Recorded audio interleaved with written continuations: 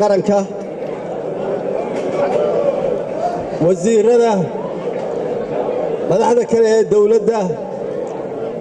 garaadada iyo madax dhaqameedka kale siyaasiyiinta bulshada badan ee reer Sool ee waxgarad kale aqoonyahan kale haween kale gabdhaha leh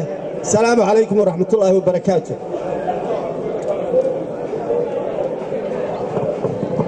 aad iyo aad ayaan anigu maanta u faraxsanahay aad iyo aad baan maanta u faraxsanahay waxaan ku faraxsanahay heerka bisaylka ah bisaylka siyaasadeed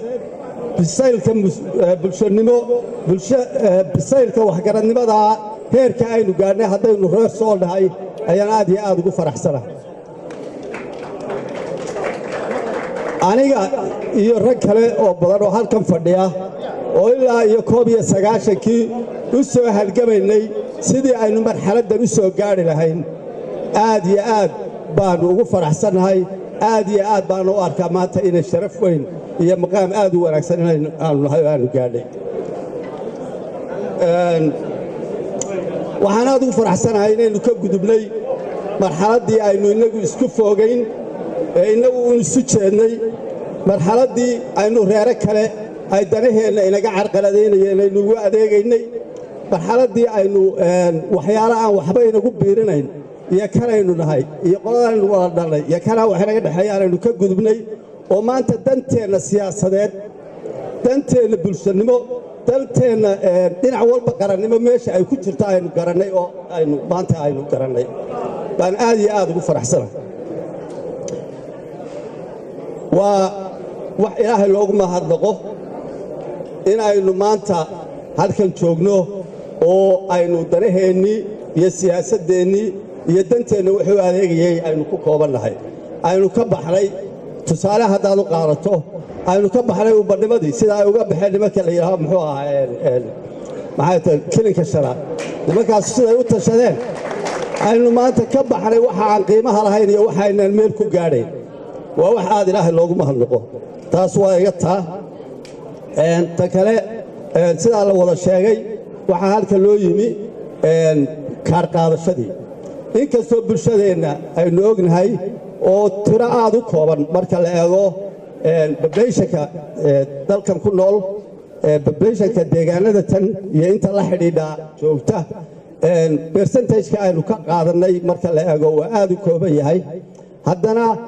waxay tusaale u tahay tirada kaarka qaadatay tirada isdiiwaan gelisay iyo sida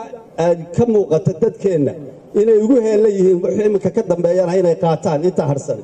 waxay tusaysaa bisaylka aynu gaadhnay iyo sida aynu danteenna u aragnay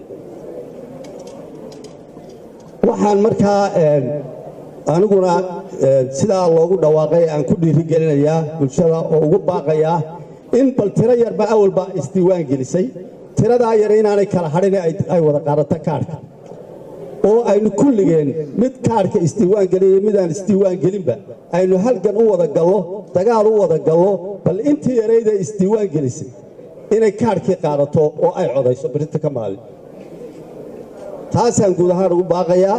waynu inagu isu soo hadhi doonnaa waynu ka tashan doonnaa si midaysan oo deegaannimo ayaynu iyo gobolnimo ayaynu arrintaa uga wada hadlaynaa inaan intaasu kala hadhin ee intaasu ay kaarhka qaadato oo codkooda berrinta ka maalin bixiso intaa waxaan raacinayaa anigu wasiir guud ahaan waxaan ku dhawaaqayaa in muddadaa kaarh qaadashadu ay socoto iyo wixii ka dambeeyaba inaynu kulligay ka wada shaqayno sidaynu nabadgelyada u ilaalin lahayn nabadgelyada cid carqaladaysa ma yeeli doonno ka aqbali mayno waxaa jira meelo badan oo marar badan carqalado iyo mataqaanaa ay inagaga imaan jireen oo gaar ahaan mararka aynu ama codaynta ku jirro ama kaarh qaadasho ku jirro ama diiwaangelinta ku jirro waxaa jirta in carqalado ay mararka qaarkood inagu yimaadeen arrimaha ku dulqaadan mayno waannu ilaalinaynaa xoog baannu saaraynaa waa ka fajiganaynaa waana u diyaargaroobaynaa walaalahayago deegaanka puntland waxaanu u sheegaynaa oo aanu ka wada hadalnay oo aanu si wanaagsan isaga afgaranay dhowaan maraanu saraynay inay arrintaa ilaaliyaan in muddada diiwaangelinta aanu ku jirro aanay sidii hore u dhici jirtay aanay dhicin in ayna carqaladeeyaan waxaa kale oo jira kooxo fallaaga oo aynu ognahay deegaanadeenna jooga meelaha qaarkood gaar ahaan dhinaca bariga kuwa fallaagadana waa u degaynaa kama daba hadhi doonno ma nabadgelinayno meel allaaliya meeshii ay mataqaanaa galaanba waa kaga dabagelaynaa waxaannu iyagana uga digaynaa inay arrintaa isku dayaan inay arrinta diiwaangelinta ama kaarqaadashada inay wax carqalada ay ku sameeyaan mar labaad waxaan aad ugu mahadnaqayaa iyaga ciidamada qaranka oo heegan u ah arrintaa inay hirgeliyaan oo aan cidna ka yeeli doonin in arrintaa wax dhibaato ah lagu sameeyo mar labaad shacabka reer sool